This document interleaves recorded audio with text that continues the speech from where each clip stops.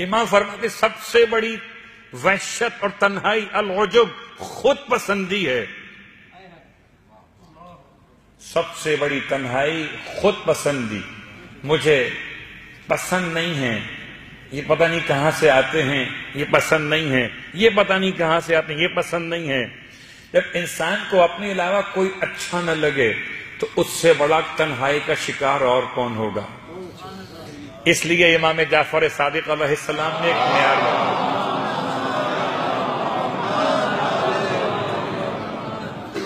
ایک معیار بتایا۔ امام فرماتے ہیں جو تم سے بزرگ ہے اس کا بھی احترام کرو، جو تم سے کم سن ہے اس کا بھی احترام کرو، جو تمہارے برابر کا ہم سن ہے اس کا بھی احترام کرو۔ پوچھا کہ مولا یہ تین افراد معاشرے میں لوگ ہوں گے یا مجھ سے بڑے ہوں گے عمر میں، یا مجھ سے چھوٹے ہوں گے یا میرے برابر ہوں گے، اور اس کے علاوہ کوئی اور تو عنوان نہیں بن سکتا، یا برابر کے ہوں گے یا بڑے ہوں گے یا چھوٹے ہوں گے۔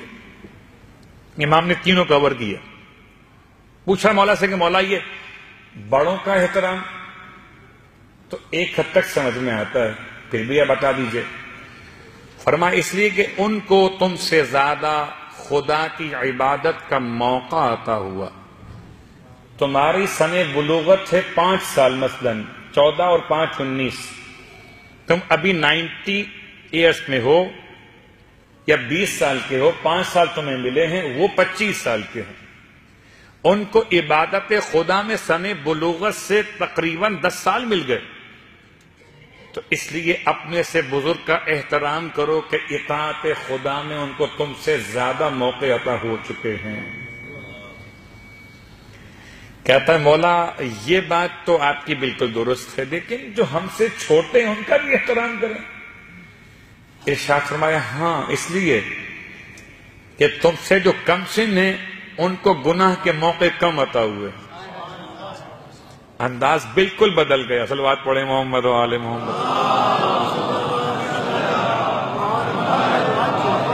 میرے نامہ اعمال لکھے جا رہے ہیں جب سے عاقل اور بالغ ہوا، 14 سال سے 20 سال کا ہو گیا، 6 سال ہو گئے، یہ ابھی 15 سال کے ہیں، ان کو 1 سال ہوا ہے، تو مجھے 6 سال مل چکے، نامہ اعمال کھلے ہوئے، اس کے 1 سال مکمل ہوئے۔